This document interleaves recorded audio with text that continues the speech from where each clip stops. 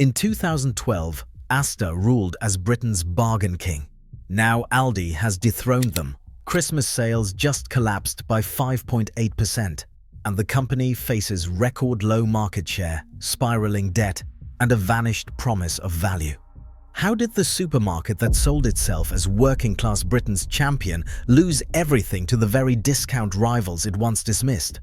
Let's pull back the curtain on why ASDA fell off and what really happened behind closed doors. Like, subscribe, and let us know in the comments, did you see this coming?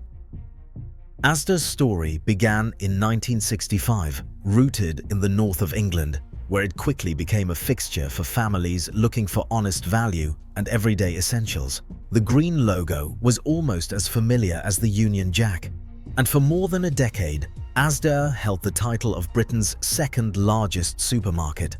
The numbers told a story of dominance. In 2012, ASDA commanded a 17.6% share of the UK grocery market, a figure that made rivals take notice and customers feel at home. It wasn't just groceries that drew people through the doors. The George clothing brand, launched in 1990, grew into a retail powerhouse of its own, valued at £1.75 billion and ranked among the country's top fashion retailers. For many, George meant school uniforms that lasted the term and jeans that didn't break the bank. The Walmart era, beginning in 1999, brought American scale and efficiency to British Isles. ASDA's shelves were stocked with global brands, while its stores generated billions in revenue year after year. But the real magic was in the promise ASDA made and kept to working-class Britain: quality goods at prices families could trust. This was more than a supermarket. It was a symbol of pride and reliability, woven into the fabric of everyday life.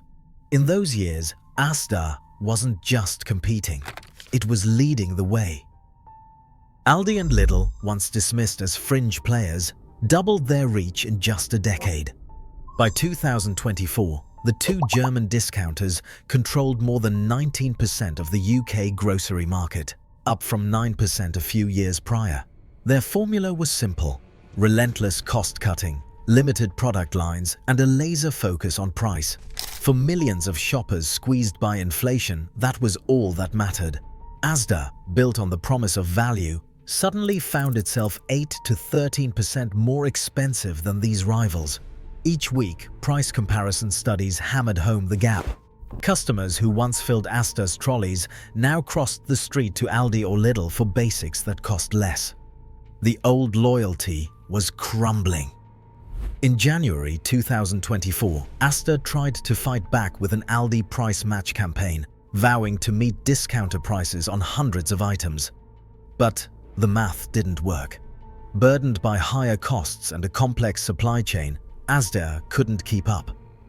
The campaign lasted just 12 months before being scrapped in January 2025, a quiet admission that the price war was lost. While Aldi's share kept climbing, ASDA's market share slipped to a record low, 12%, by early 2025. The pressure from discounters wasn't just a threat. It was an existential crisis, forcing ASDA's owners to consider ever more drastic financial moves just to stay afloat. February 2021, a £6.8 billion deal changed the fate of ASDA. The Issa brothers and TDR Capital took control of Britain's second-largest supermarket, but their own money made up just £780 million, barely 12% of the price. The rest was loaded onto ASDA itself, £3.7 billion in new debt, with the company's future used as collateral. Within weeks, ASDA's prized distribution centres were sold for £950 million and leased back, stripping away assets that once anchored its stability. That cash, along with hundreds of millions more, didn't go into stores or price cuts.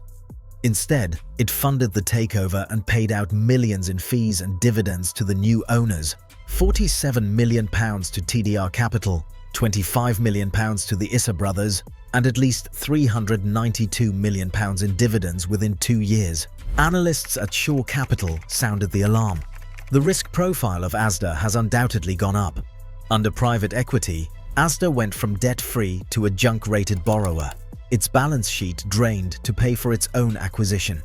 Interest payments surged past £600 million a year, and the money that once built a retail giant now flowed out to satisfy creditors and owners.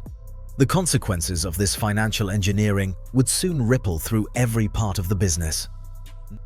No one sat in the CEO's chair at ASDA for more than 4 years after the buyout.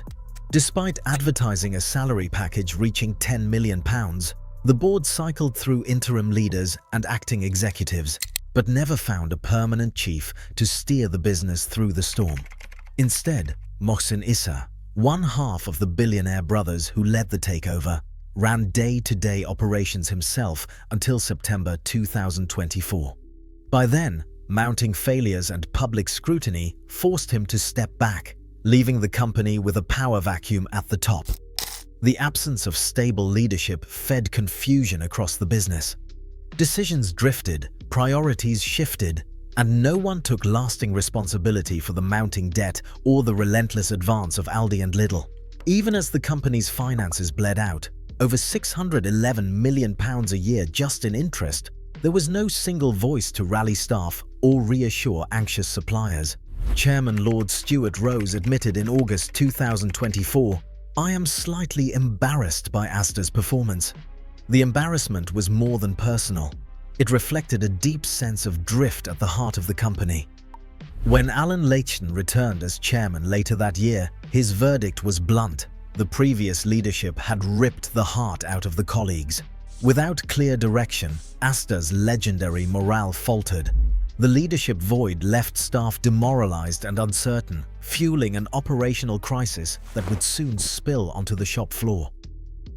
Payroll day brought dread instead of relief. ASDA's new IT system, installed under Project Future, was supposed to free the company from Walmart's legacy software and modernize operations. Instead, it unleashed chaos. In a single month, 10,806 payroll errors hit the books. Some workers opened their payslips to find hundreds, sometimes over £1,000 missing. Colleagues swapped stories of missed rent, empty fridges, and mounting stress. The problems didn't stop with pay. Supply chain software, rushed to meet separation deadlines, triggered the so-called ghost truck glitch. Delivery lorries scheduled for stores that didn't exist, while real shops waited for stock that never arrived.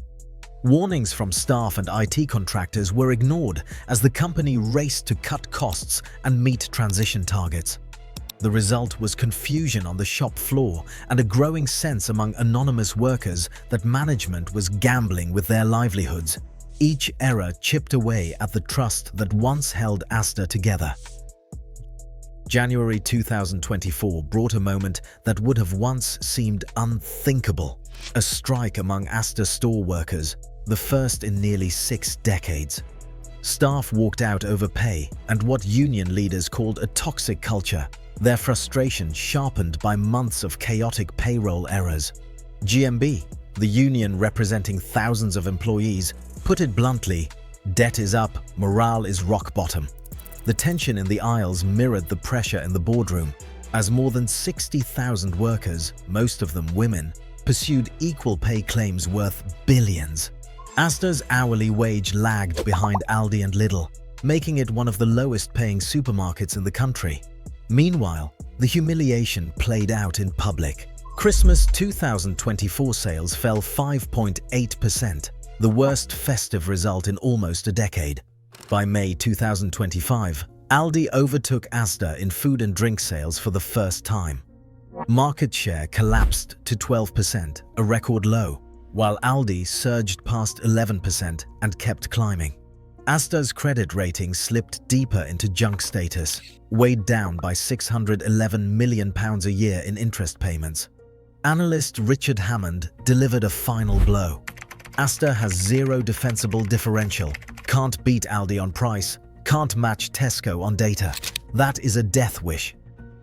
Today, private equity debt and corporate mismanagement threaten more than profits.